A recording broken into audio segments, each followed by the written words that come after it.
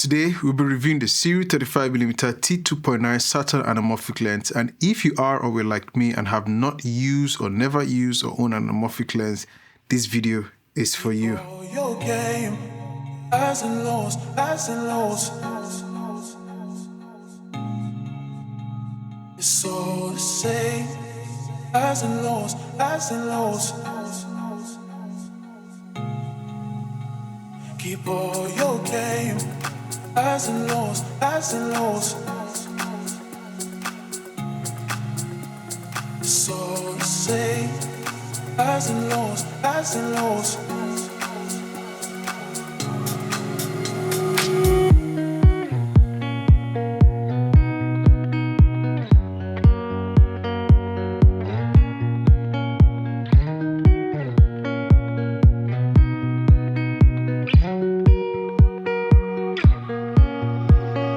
First of all, a disclosure. Sirui did send me the 35mm Saturn Anamorphic Lens to review, but they will not be seeing this video before it goes up, and I am not being paid by them to say anything in particular.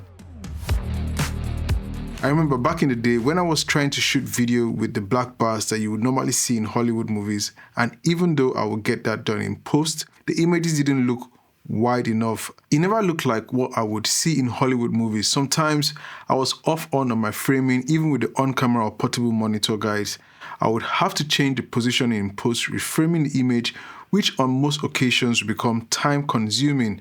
There were times I would have to cut 2 pieces of black tape to put them on top of my Canon 60D flip-out screen at the time just to make sure I didn't frame wrongly while shooting. Well, that was in the past. If you're new to anamorphic, you may not know exactly what the squeezing means. So the way that anamorphic lenses work is that they're literally curving or squeezing your image to fit your sensor. And there's literally a squeezing happening to your image. Whenever your image has been actually written to the sensor, it's being written, literally squeezed, and then in your editor of choice, you don't have to go through the process of de-squeezing that image. However, with a right camera or portable monitor, you can see that what this squeezed image will look like while filming, and this is crucial to getting proper composition. This Saturn 35mm Saturn Anamorphic Lens has a 1.6 anamorphic. The squeeze, which is going to make your framing so much wider than you normally would get if you were just filming with a spherical lens. Now, I wasn't expecting this lens to be this light, and this is attributed to its carbon fiber construction and weighs just 400 grams. The front barrel is constructed using carbon fiber, making it lightweight and durable. Even when I place it side by side with my iPhone 15 Pro, you can see that it's way smaller than my iPhone. This lens is very well made, and rotating the aperture and focus rings by hand is very smooth. It is made up of 18 elements in 13 groups and has 10 aperture blades. The focus through on this lens is 120 degrees and markings are in feet or meters, with a minimum focus distance of 0.9 meters. We will talk about that later on in this video.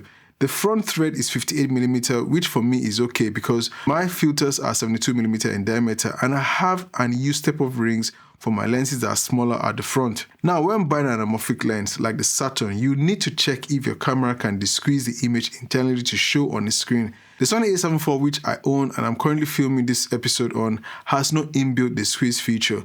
Luckily, I have multiple portable monitors that have the feature in them.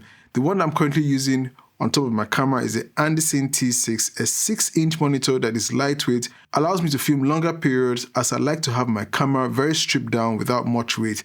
The Andycine T6, although is not a touchscreen, which I wish it was, offers 3 quick function buttons, and I have set for my quick and easy toggling on and off of my 3 most preferred features. Although I wish I had one more quick function button, allows me to de-squeeze to 1.6 times what I'm capturing with my camera.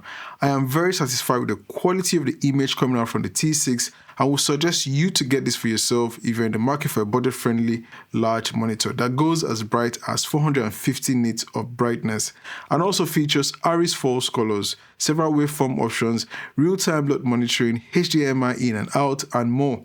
I'll leave a link in the description so you can check it out for yourself. This Saturn Anamorphic Lens comes in 6 different mounts. The E mount, which I own, the X mount for your Fujis, RF for Canons, L, Z, and the letters DL, which is for the new DJI running 4D cameras. And you can either get this producing a blue lens flare or neutral one, as Sirui has now given us different coating options. I went for the neutral flare type, which would mean that my flares take on the color of the light source.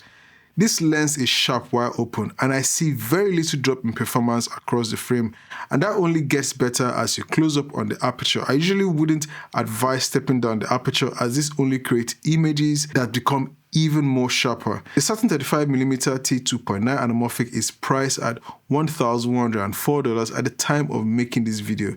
In the box, you get the lens itself, a pouch, warranty card, service card, and 2 stickers, one white and the other black. You can get this lens from multiple retailers as well as Siriu's website where you get a discount. You may say, well, that's a lot of money for a single lens, but if you look at the full frame competitors out there, you will agree that this is priced very competitively.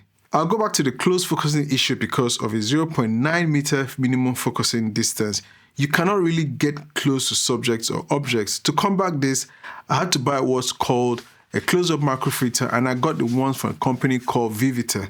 It is not so expensive and came in a set of 4 different filters, magnifications of +1, +2, 4, and 10. This enables you to convert any non-macro lens to a macro lens. This changes things for me as I can now get really close up with any of my lenses. They are all 72mm in diameter, so with my step-up rings, I was able to reduce that minimum focus distance. But there's a trade-off on that, and that is you get to lose infinity focusing. I'll leave a link in the description in case you're interested in getting one for yourself. In closing, I'll start by saying that the Saturn anamorphic is available in the 50 and 75mm focal length. Using it stripped down with my A7IV and Andycine T6 monitor was just a breeze, as I could film for longer periods of time with no feeling of weight issues. So what are your thoughts about the Saturn 35mm T2.9 anamorphic lens? Let me know in the comment section below. Remember to like and subscribe for more contents as such. Don't forget that each new video keeps you and I connected. It's your filmmaker, and I'll see you in the next one. Peace.